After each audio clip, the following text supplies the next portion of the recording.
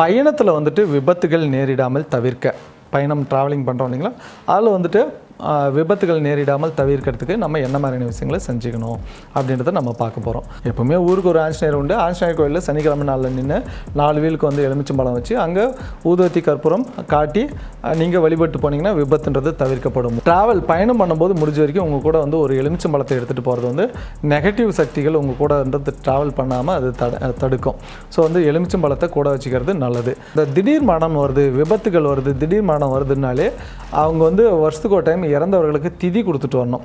பித்ருக்கள் வழிபாடு செய்கிறாங்க. வருஷத்துக்கு ஒரு டைம் தானே, மாதம் இல்லையா, வருஷத்துக்கு ஒரு டைம் வந்து இறந்தவர்களுக்கு 6 குளம் நீர்நிலைகளில் போயிட்டு பிண்டம் முடிச்சு எள்ளு தண்ணி தர்ப்பம் கொடுங்க.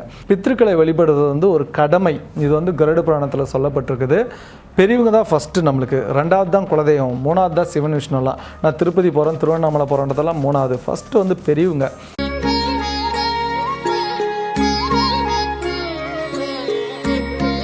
ஓம் திருவாக்கும் செய்கருமம் கைக்கூட்டும் செஞ்சொல் பெருவாக்கும் பீடும் பெருக்கும் உருவாக்கும் ஆதலால் வானோரும் ஆணை முகத்தானை காதலால் கூப்பொருத்தம் கை.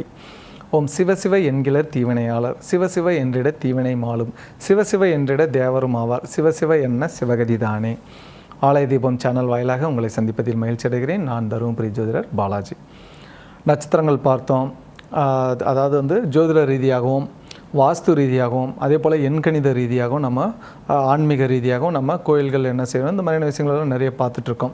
இதில் வந்து காமனான கேள்விகள், பொதுவான கேள்விகள் இருக்குது. எனக்கு இந்த மாதிரி விஷ ஜந்துக்கள் வீட்டுக்குள்ளே வந்தால் என்ன பண்ணுறது, புறா வளர்க்கலாமா, லவ் பேர்ட்ஸ் வளர்க்கலாமா, இந்த மாதிரிலாம் ஜென்ரலான கேள்விகள் இருக்கும்போது அது உங்களுடைய பெயர், ஊர் அதை டைப் பண்ணி அதே போல் உங்களுடைய கேள்விகளை, சந்தேகங்களை வந்து கமெண்ட்ஸில் டைப் பண்ணி அனுப்புங்க.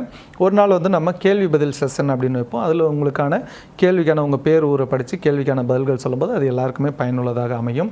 உங்களுடைய தனிப்பட்ட ஜாதகங்களை பதிவிட்டு கேட்க வேண்டாம். ஏன்னா அது நம்ம லைவாக இங்கே வீடியோவாக போட முடியாது.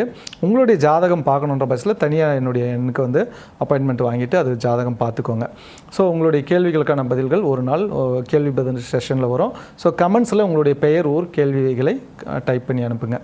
நம்ம இன்றைக்கி பார்க்குறது வந்து பார்த்திங்கன்னா ட்ராவலிங், பயணம் பண்ணுறாங்க இல்லையா, பயணமே தொழிலாக வச்சுருக்காங்க இல்லைங்க, அந்த மாதிரி பயணத்தில் வந்துட்டு விபத்துகள் நேரிடாமல் தவிர்க்க, பயணம் ட்ராவலிங் பண்ணுறோம் இல்லைங்களா, அதில் வந்துட்டு விபத்துகள் நேரிடாமல் தவிர்க்கிறதுக்கு நம்ம என்ன மாதிரியான விஷயங்களை செஞ்சுக்கணும் அப்படின்றத நம்ம பார்க்க போகிறோம்.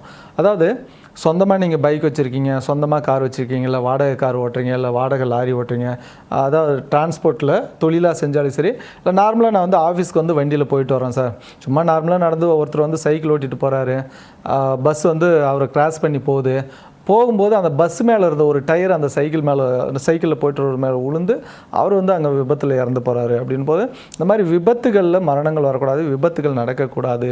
அப்படின்னும் போது நம்ம சேஃபாக போயிட்டு சேஃபாக வீட்டுக்கு வரணும். அப்படின்னும் போது நம்ம என்ன செய்யலாம் அப்படின்றத பார்க்கலாம்.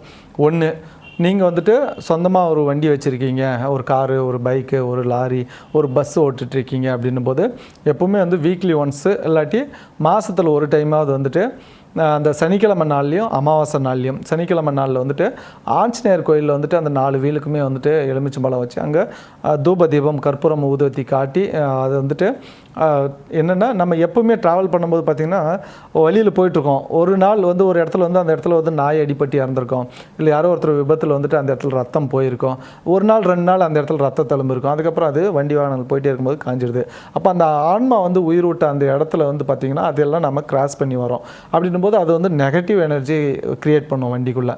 அது வந்து என்னென்னா வண்டியில் போகும்போது நம்மளுக்கு ஒரு நாள் அது விபத்தை கொடுக்கக்கூடாதுன்னும் போது சனிக்கிழமை நாளில் ஆஞ்சநேயர் கோயிலில் அது வந்து பர்டிகுலராக நான் இந்த கோயிலுக்கு தான் போகணுன்றதெல்லாம் இல்லை, நாமக்கல் ஆஞ்சநேயர் தான் போகணும் அப்படின்ட்டுலாம் இல்லை.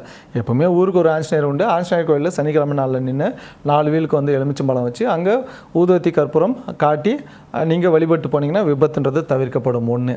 2வது வந்து பார்த்திங்கன்னா அமாவாசை நாளில் வந்துட்டு பார்த்திங்கன்னா மாதத்துக்கு ஒரு டைம் வர்ற அமாவாசை நாளில் அந்த சிதறு தேங்காய் கற்பூரம் காட்டி சிதறு தேங்காயோ அல்லது பூசணிக்காயில் வந்துட்டு சிவப்பு கலந்து அங்கே வந்து கற்பூரம் காட்டி அதை உடைக்கும் பொழுது அந்த இடத்துல வந்துட்டு மாதத்துக்கு ஒரு டைம் இது மாதிரி செய்யும்போது உங்களுக்கு விபத்துகள் அப்படின்றது தவிர்க்கப்படுகிறது. நீங்கள் பார்க்கலாம், எப்போவுமே வந்து ரெகுலராக வந்து நிறைய பஸ்ஸில் வந்து ஃபஸ்ட்டு லைன் நீங்கள் வந்து ஒரு 5 மணிக்கு பஸ் எடுக்கிறாங்க, ஃபஸ்ட்டு இதில் வந்து போகிறீங்க நீங்கள் போது அவங்க ஏதாவது ஆஞ்சநேயர் கோயிலில் நின்று சிதற தேங்காய் உடைக்கிறதோ எலுமிச்சம்பழம் வைக்கிறதோ இதெல்லாம் நீங்கள் பார்க்கலாம். ஸோ இது வந்து செய்யுங்க. ஒன்று. 2வது விஷயம் வந்துட்டு பயணம் பண்ணும்போது முடிஞ்ச வரைக்கும் உங்கள் கூட வந்து ஒரு எலுமிச்சம்பழத்தை எடுத்துகிட்டு போகிறது வந்து நெகட்டிவ் சக்திகள் உங்கள் கூட வந்து ட்ராவல் பண்ணாமல் அது தடுக்கும். ஸோ வந்து எலுமிச்சம்பழத்தை கூட வச்சுக்கிறது நல்லது.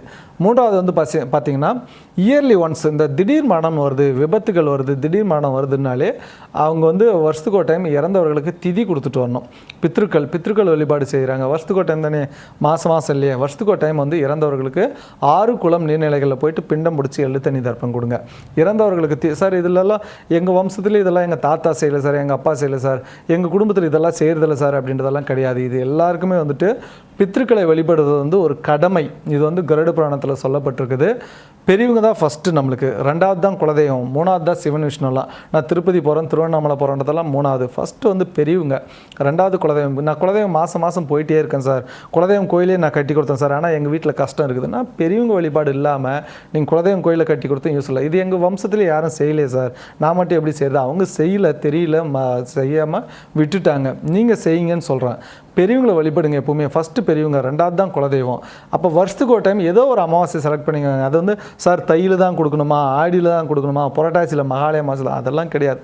எல்லா அமாவாசையுமே வந்து பிண்ட பித்ருன்னு பேர். நீங்கள் பஞ்சாயத்தை எடுத்து பார்த்தீங்கன்னா தெரியும். எல்லா அமாவாசையுமே வந்து திதி தர்ப்பணம் கொடுக்கறதுக்கான அமாவாசை தான். நீங்கள் ஏதோ ஒன்று இப்போ வந்து சித்திரை அமாவாசையில் கொடுத்தீங்களா, வருஷம் சித்திரை அமாவாசையில் செஞ்சுட்டு வாங்க. ஸோ 1 திதி கொடுங்க, 2வது குலதெய்வம் போங்க, 3வது உங்களுடைய ஜாதக ரீதியாக உங்களுக்கு வந்து முருகர் இருக்காரா, ரங்கநாதர் இருக்காரா, இந்த மாதிரி பத்மாவதி தாயார் இருக்காங்களா, ஒவ்வொருத்தருக்கும் ஒவ்வொரு தெய்வம் உண்டு, அதை வழிபட்டு வாங்க. அப்போது ப்ராப்பராக வருஷத்துக்கு ஒரு டைம் திதி கொடுத்துட்டு வந்தால் அப்போ அந்த குடும்பத்தில் விபத்துக்களால் உயிரிழப்பு அப்படின்றது நிகழாது. 2வது வீட்டில் வந்து நாய் வளர்க்குறதும் ஃபிஷ் டேங்க் வளர்க்குறதும் வைக்கிறதும் வந்துட்டு இந்த விபத்துகளை குறைக்கும். வீட்டில் நாய் இருந்துச்சுன்னா அந்த நாய் வந்து உங்களுக்கு ஏற்படக்கூடிய விபத்து கண்டங்களை அது எடுத்துக்கும். உங்களுக்கு ஏதோ ஒரு காலகட்டத்தில் சூழலில் வந்து விபத்து ஏற்பட வேண்டிய ஒரு சூழலில் ஏதோ ஒரு இடத்துல நாய் போயிட்டு வண்டியில் மாட்டி அது காலை உடச்சின்னு வந்துடும்.